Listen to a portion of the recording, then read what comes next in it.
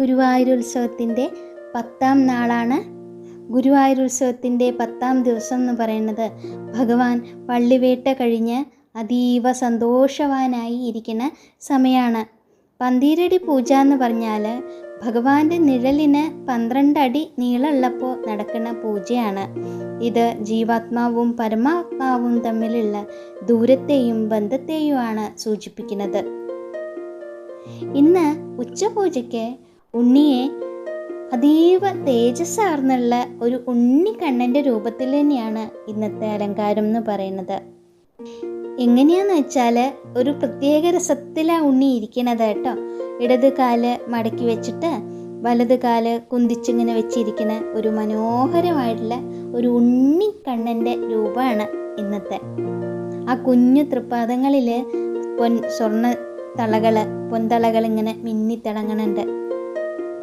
ഉണ്ണി എങ്ങനെയായിരിക്കണേന്ന് വെച്ചാൽ കാല് മടക്കിയിട്ടായിരിക്കണേ. ഇടത് കാല് മടക്കി വലത് കാല് കുന്തിച്ച് വെച്ചിട്ടാണ് ഇരിക്കുന്നത്.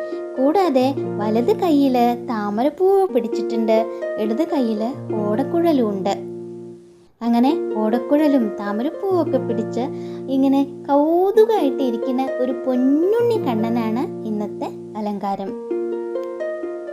ശിരസിൽ ചാർത്തിയ പൊന്നും കിരീടത്തിന് മുകളിലായിട്ട് തെച്ചിപ്പൂവ് കൊണ്ടും വെളുത്ത നന്ദ്യാർവട്ട പൂക്കൾ കൊണ്ടുമുള്ള തിരുമുടിമാലകളുണ്ട്. അതിനു മുകളിലായിട്ട് വിധാനമായിട്ട് ചാർത്തിയുള്ള തുളസി മാലകളുണ്ട്. എല്ലാം കൂടി പ്രകൃതിയുടെ പരിശുദ്ധി ഭഗവാനിൽ ഇങ്ങനെ അലിയുന്നത് എങ്ങനെയാണെന്ന് നമുക്ക് കാട്ടിത്തരികയാണ്. ഭഗവാന്റെ ഈ ഇരിപ്പ് എന്ന് പറയുന്നത് ഭക്തന്റെ ഹൃദയത്തിൽ കുടിയിരിക്കാനുള്ള സന്നദ്ധത തന്നെയാണ് കാണിക്കുന്നത്. വലത്തെ കയ്യിലെ താമരപ്പൂവ് സമാധാനത്തിനെയും ഇടത് കയ്യിലുള്ള ഓടക്കുഴല് നാദബ്രഹ്മത്തിനെയാണ് കാണിക്കുന്നത്. ഈ രൂപം എന്ന് പറയുന്നത് പ്രപഞ്ചത്തിൻ്റെ താളലയം തന്നെയാണ്. ഉണ്ണിയുടെ കഴുത്തിൽ ചേർന്ന് കിടക്കണ വളയം പോലെ ഒരു മാലയുണ്ട്. നെക്ലസ് പോലെയുള്ള നല്ല വീതിക്കുള്ള വളയം പോലെ ഒരു മാലയാണ്.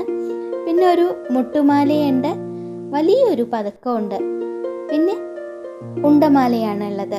ഉണ്ടമാല ഇങ്ങനെ തെച്ചിപ്പൂവും തുളസിയും കൂടി ചേർത്ത് കോർത്തെടുത്തുള്ള ഉണ്ടമാല കഴുത്തിൽ നിന്ന് മാറോട് ചേർന്ന് ഇങ്ങനെ ഉടനീളം തൃപ്പാദങ്ങളെ സ്പർശിച്ചുകൊണ്ട് നീണ്ട ഒരു ഉണ്ടമാലയാണ് ഉള്ളത്.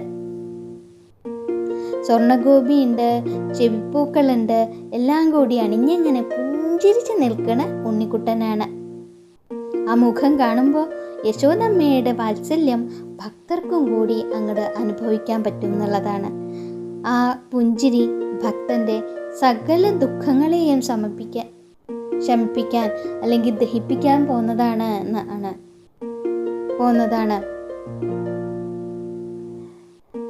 യശോദാമ്മയുടെ പുണ്യമായിട്ടുള്ള വന്നുള്ള ഉണ്ണിക്കുട്ടനാണ് നമ്മുടെ പൊന്നുണ്ണി.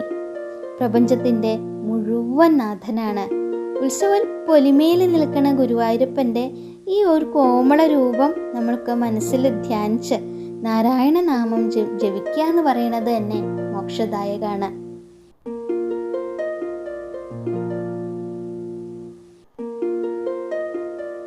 നമുക്ക് എല്ലാവർക്കും ആ പാൽപാദങ്ങളിൽ നമസ്കരിച്ച് ആ രൂപത്തെ നമ്മുടെ ഹൃദയത്തിൽ പ്രതിഷ്ഠിച്ചിട്ട് ഉറക്കെ നാരായണ നാമം ജപിക്കാം.